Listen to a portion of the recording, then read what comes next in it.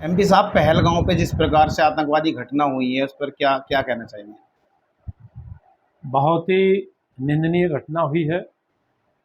पहलगांव की घटना ऐसे स्थान पर हुई है जिस स्थान पर पूरे देश के लोग कश्मीर के प्रति अपनी एक पर्यटन के रूप में वहाँ आना जाना लोगों का रहता है।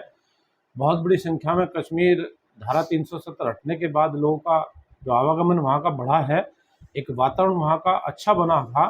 लेकिन उस वातावरण में कहीं ना कहीं आतंकवादियों ने इस घटना को अंजाम दे करके कहीं ना कहीं कश्मीर की जो आर्थिक स्थिति बेहतर होने का जो एक वहाँ का कार्यक्रम था, तो निश्चित रूप से उसमें एक बाधा देखने को मिलेगी। और कुल मिलाकर के इतनी विभत्स घटना कभी देखने को नहीं मिली।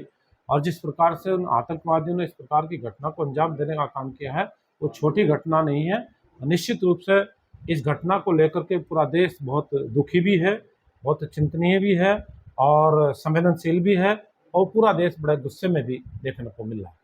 मोदी जी ने जिस प्रकार के फैसले लिए हैं, पानी बंद कर दिया गया है और 2 आतंकी ढेर भी हुए हैं, क्या सहमत है या आगे भी कुछ क्या? निश्चित रूप से जो फैसला हमारी मोदी जी की सरकार ने आतंकवादियों के विरुद्ध लिया है या पाकिस्तान के विरुद्ध लेने का काम किया है, कि निश्चित रूप से वो सराहनीय है। और भी कठोर कदम उठाने की जो आवश्यकता पड़ेगी, तो मैं समझता हूँ कि हमारी सरकार उसको उठाने का काम करेगी। आतंकवाद का खात्मा हमारी सरकार की प्राथमिकता है, और पहले भी आतंकवाद को वो खत्म करने के लिए जो भी स्ट्रेटेजी अपनाने की आवश्यकता पड़ी, घर में घुस करके मारने की आवश्यकता पड़ी, उनके बंकरों को ध्वस्त करने की आवश्यकता पड़ी, वो ध्वस्त करने का काम किया भी है। और आगे भी आतंकवादियों को मुंहतोड़ जवाब देने का काम हमारी सरकार कर रही है और करेगी। कुछ सोशल मीडिया पर विपक्ष आ रहा है, कह रहे हैं कि ये तो जो बीजेपी है हिंदू मुस्लिम करना चाह रही है इस शब्द पर, जबकि साफ वीडियोस जारी हुई हैं कि उसमें कह रहे हैं कि हिंदू पूछ पूछ करके गोलियां मारी गई, कलमा ना पढ़ने पर गोलियां मारी गई। और निश्चित रूप से ये तो साफ ही देखने को मिल रहा है। जिन लोगों के साथ घटना हुई है, किसी ने अपना पति खोया, किसी ने अपना भाई खोया, किसी ने अपना बेटा खोया, किसी ने अपना पिता खोया, ये सब चीज़ें देखने को मिली है। और जो वहाँ के प्रत्यक्षदर्शी थे, उनके परिवार के लोगों ने इस बात को बताने का काम किया कि इस प्रकार की बातें हम लोगों से पूछी गई। और ये बात पूछने के बाद इस तरीके का वातावरण वहाँ का बनाने की कोशिश की कि भाई ये लोग अलग हो जाए, ये लोग अलग हो जाए। और वहाँ की महिलाओं ने, जिन महिलाओं की या जिस व्यक्ति की, जिस लड़के की शादी 7 दिन पहले हुई और 7 दिन बाद ऐसी घटना को अपनी आंखों से देख पा रही हो, तो इससे खतरनाक, इससे निंदनीय घटना कोई और हो नहीं सकती। उन पत्नियों ने अपनी बिंदिया उतार करके, क्योंकि मुझे जानकारी मिली है, पुणे की एक संतोष नाम की महिला ने अपनी बिंदिया भी उतार करके ये दर्शाने की कोशिश की कि मेरा पति किस प्रकार से बच जाए, लेकिन उन्होंने किसी भी प्रकार की दया का भाव उनके अंदर देखने को नहीं मिला।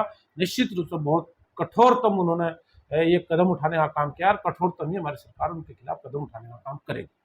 कुछ विपक्ष जो आपके बोले कि आप सांसद, अभी सांसद है इकरा हसन, यहाँ पर उनका कोई बयान नहीं है इस चीज़ में, क्योंकि उन्होंने, आपने देखा होगा कि बयान आया था ये नमाज जो है रास्ते पर ही होगी, ऐसा बिल्कुल दृढ़ता के साथ में कहा था, लेकिन इस पर कोई बयान नहीं आ रहा। उनका समाजवादी पार्टी के सांसदों का और उनके लोगों का और कोई एजेंडा ही नहीं है। वो केवल और केवल एक ही एजेंडे बोलते हैं। जनप्रतिनिधि होने के नाते कुछ ऐसे एजेंडे पे बात करनी चाहिए, ऐसे काम क्षेत्र के अंदर करने चाहिए, ऐसे बयान जारी करने चाहिए जिन बयानों से किसी की आत्मा आहत न हो, किसी किसी की भावनाएं आहत नहीं होनी चाहिए। और ऐसी बातों को वो बढ़ावा देने का काम करती है। आज ऐसी संवेदनशील घटना देश के अंदर हुई है, किसी भी प्रकार का कोई बयान नहीं, कोई भी संवेदना व्यक्त करने वाला विषय नहीं है, किसी भी प्रकार का दुख प्रकट करने वाली बात नहीं है। तो मैं समझता हूँ कि सामने आकर के अपना कम से कम दुख तो देश के लोगों के लिए प्रकट करने का काम करें।